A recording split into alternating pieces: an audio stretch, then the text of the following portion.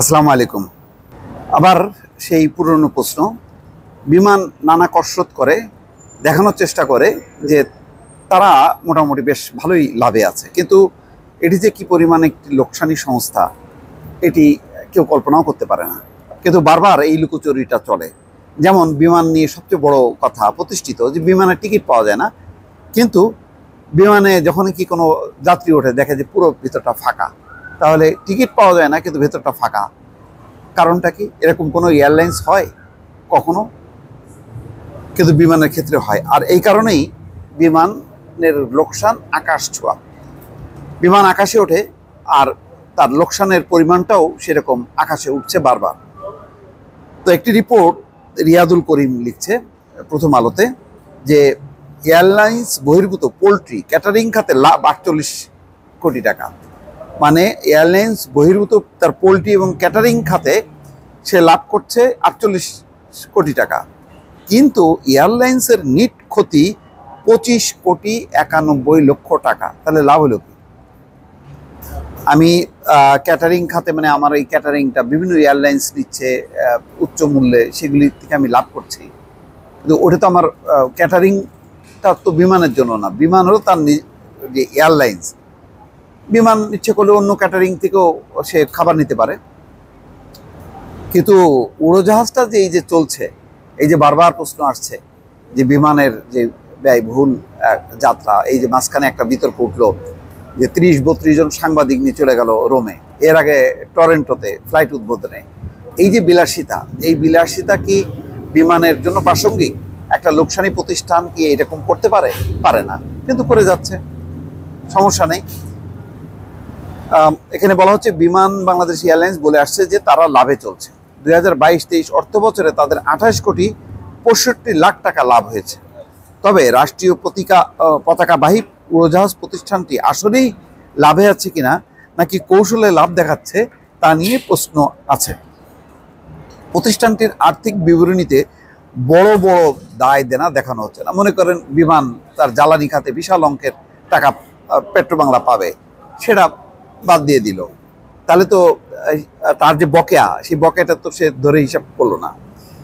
বাণিজ্যিক নিরীক্ষা অধিদপ্তরের এক প্রতিবেদনে বিমানের আর্থিক পরিস্থিতি উঠে এসেছে। এতে বলা হয়েছে যে বিমানের প্রকৃত আর্থিক অবস্থা প্রকাশ পাচ্ছে না। এয়ারলাইন্স বহির্ভূত বিমানের সাবসিডিয়ারি কোম্পানির ব্যবসায় যে লাভ হচ্ছে, সেটাই বিমানকে লাভজনক প্রতিষ্ঠান হিসেবে দেখাতে সহায়ক ভূমিকা পালন করছে। তার মানে বিমান যে তার উড়োজাহাজগুলি চালাচ্ছে, সেই উড়োজাহাজ চালিয়ে কোনো লাভ আসছে না, অর্থাৎ যাত্রী পরিবহন করে কোনো লাভ হচ্ছে না।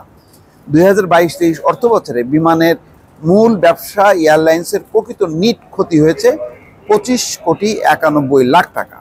আচ্ছা, সাবেক বিমানের পরিচালনা পর্ষদের একজন সদস্য কাজী ওয়াহিদুল আলম তিনি কি বলছেন? তিনি বলছেন বিমান যেভাবে লাভ ক্ষতির হিসাব দেখায় তা যথাযথ নয়। তাদের বকেয়া নিরীক্ষিত ব্যালেন্স শিটে প্রকাশ করা হলে প্রকৃত লাভ ক্ষতি বোঝা যাবে। ওই যে বললাম না, যেমন ওই যে জ্বালানি পেট্রোবাংলার কাছে, পেট্রোবাংলা হয়তো তাদের কাছে পাবে 400-500-1000 কোটি টাকা, সেটা যদি না আনে তার হিসাবে, তাহলে তো বিমান দেখাবে তার তেমন কোনো ক্ষতি নেই।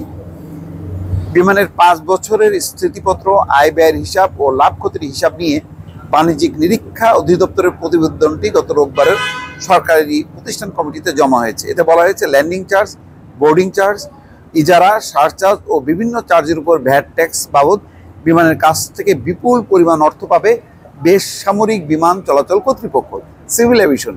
তার মানে সিভিল এভিয়েশনকেও তারা সেই টাকাটা দিচ্ছে না। সিভিল এভিয়েশন তো আর বিমান না, সেটা একটা আলাদা সংস্থা।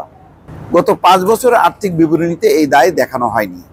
ভ্যাট ট্যাক্স নিয়মিত পরিশোধ করলে প্রতিষ্ঠানের পরিচালন ব্যয় বাড়ত এবং প্রকৃত লাভের পরিমাণে পরিবর্তন দেখা যেত। পদ্মা ওয়েল কোম্পানির কাছে বিলম্বিত জ্বালানি তেলের মূল্য পরিশোধের সুদ বাবদ বিপুল বকেয়াও 5 বছরের আর্থিক বিবরণীতে দেখা হয়নি। আমি শুরুতেই বলেছি যে যেমন জ্বালানিটা তারা যদি না দেখায়, তারপরে এই যে সিভিল এভিয়েশন, যে বোর্ডিং চার্জ, ইজারা, ল্যান্ডিং চার্জ, সারচার্জ, এগুলো যদি হিসাবে যদি না আনে বিমান, তাহলে তো মনে হবে যেন বিমান খুব ফুটফুটে সুন্দর ভালোই তো চলছে। আসলে তো চলছে না বিমান, এবং তার তো প্রমাণ একেবারে যারা যাত্রীরা, যারা বিমানে চড়ে, তারাই তো দেখছে যে বিমানের কি অবস্থা। তো সুতরাং বিমান একটা সরকারি প্রতিষ্ঠান, সরকারি প্রতিষ্ঠান, রাষ্ট্রীয় প্রতিষ্ঠান, মানে জনগণের অর্থে পরিচালিত হচ্ছে, এই প্রতিষ্ঠানটি যদি লাভজনক না করা হয়, তার মানে জনগণের উপরেই হচ্ছে এই লোকসানের বোঝাটা চাপানো হবে। তো কেন বিমানকে লাভজনক করা হচ্ছে না, এই প্রশ্নটা কিন্তু ঘুরে ফিরে বারবার আসছে। এখন বিমান তো ওই দিকে মনোযোগী না হয়ে সে নানান রকম রুট উদ্বোধন করছে, সাংবাদিকদেরকে নিয়ে যাচ্ছে। তার মানে গণমাধ্যমগুলো যাতে বিমানের প্রকৃত চিত্র গণমাধ্যমে না আনে, এটাও এক ধরনের পরোক্ষ চেষ্টা। কিন্তু এই সমস্ত করে এই ধানায় পানায় নানান রকম মানে ক্যারিকেচার করে প্রকৃত অবস্থাটা আড়াল করা, এটা এক ধরনের অপরাধ বলে মনে করি। দর্শক ভালো থাকবেন, আল্লাহ হাফেজ।